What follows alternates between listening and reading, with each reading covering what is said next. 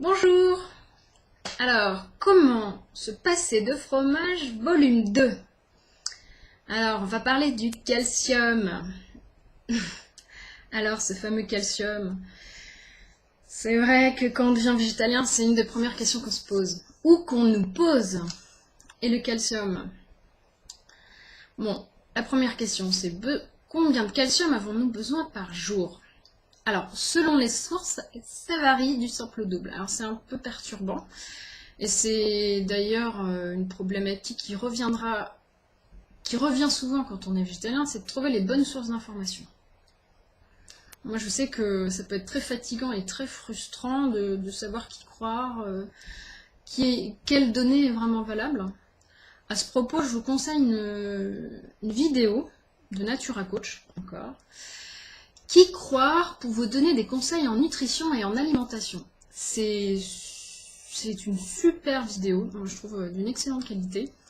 Alors il faut savoir que Benjamin de Natura Coach, il est épaulé par un comité scientifique composé d'un nutritionniste diététicien et d'un pharmacien. Donc rien que ça.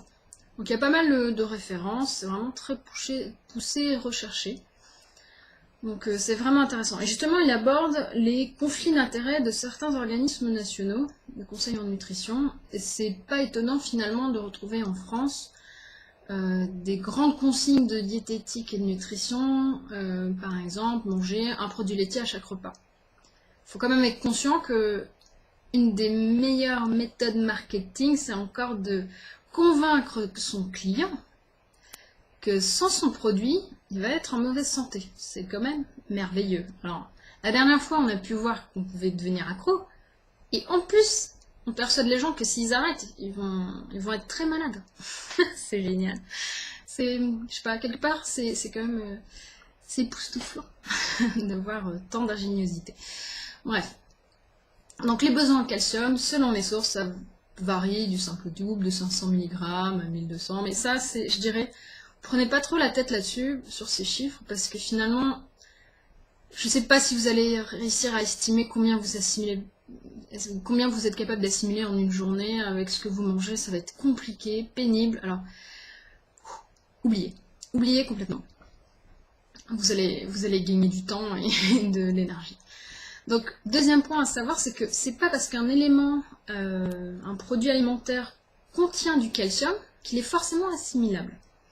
Il faut savoir que le taux d'assimilation, c'est la capacité qu'on va avoir à assimiler un élément dans un produit alimentaire, est fonction du type alimentaire, de certaines autres vitamines, certains sels minéraux. Donc c'est assez complexe et c'est très difficile à estimer comme ça.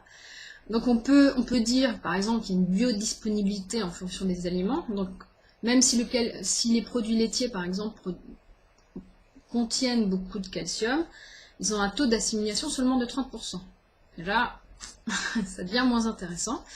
Et ensuite, la palme des taux d'assimilation importants sont dans les produits végétaux. Comme, bon, je crois que la palme revient vraiment au chou de Bruxelles. Number one.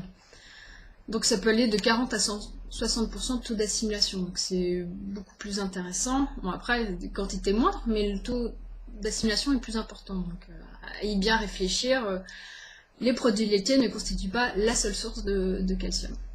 Donc je vous ai fait une petite liste de végétaux dans lesquels on peut retrouver des bonnes quantités de calcium. Ça ne veut pas dire qu'il n'y en a pas dans les autres, mais moins. Là, c'est les meilleures sources. Donc il y a le chou, les choux de Bruxelles encore, les brocolis, les blettes, choux frisés, poivrons, cressons, dans les fruits, cassis, raisins, oranges, les oranges, les haricots blancs, fruits oléagineux et secs, il y a les amandes, très bonne source de calcium, noix, noisettes, sésame, raisins secs, abricots secs. Certaines eaux minérales sont très riches en calcium. Certaines épices et aromates, comme la cannelle, très riches en calcium. Bon, c'est vrai que je suis pas sûre qu'on puisse absorber beaucoup de calcium en une journée, mais bon, c'est pas inintéressant d'en rajouter plus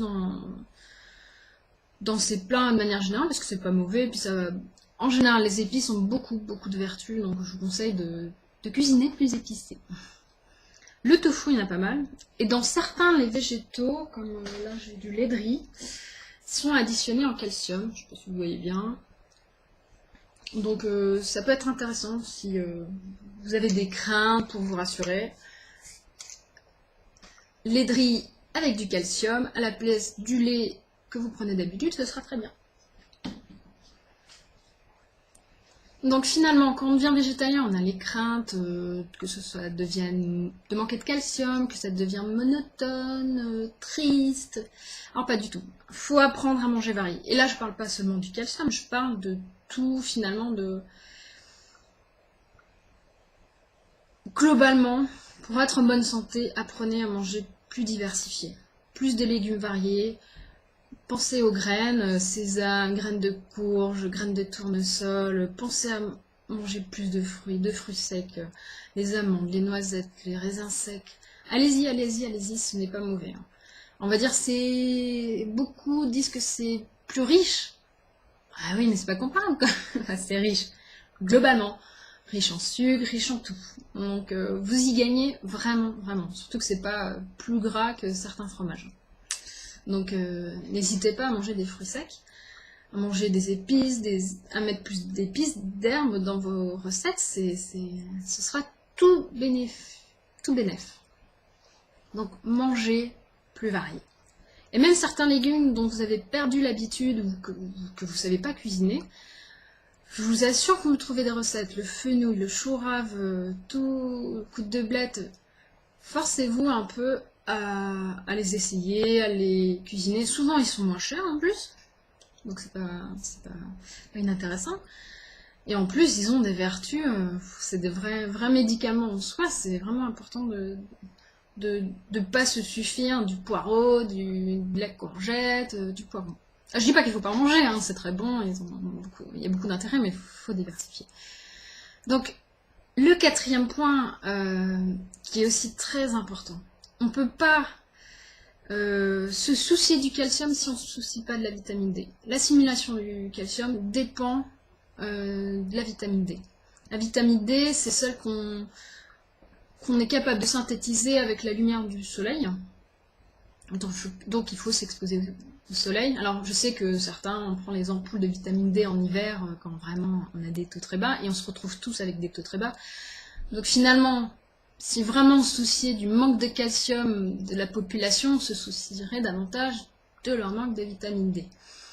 Donc vitamine D, alors qu'est-ce qu'il faut savoir sur la vitamine D? Déjà, il faut s'exposer au soleil. À travers une vitre, ça ne marche pas. Il faut être en contact direct, exposé directement au soleil. Les meilleurs moments pour s'exposer sont entre midi et 2. Oui, alors, pareil, moi quand j'ai su ça, je dis, mais attendez, vous avez vu ma peau? Vous croyez vraiment que je vais m'exposer entre midi et 2? En plus sans crème, parce qu'il faut éviter la crème solaire.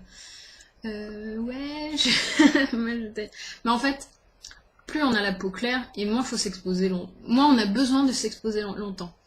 Donc finalement, on n'a pas le temps d'attraper un coup de soleil, de prendre le risque d'attraper un cancer. Non, vous inquiétez pas, 5-15 minutes, ça peut suffire. Donc l'exposition va dépendre de la peau et de la quantité de surface de peau que vous exposez.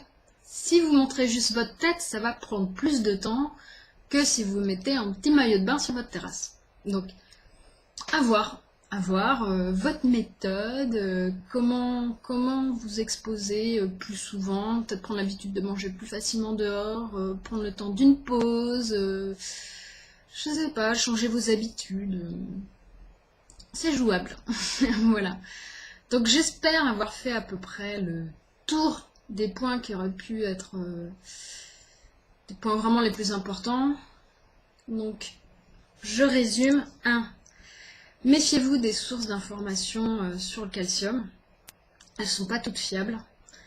2. C'est pas parce qu'un aliment contient beaucoup de calcium qu'il est forcément assimilable.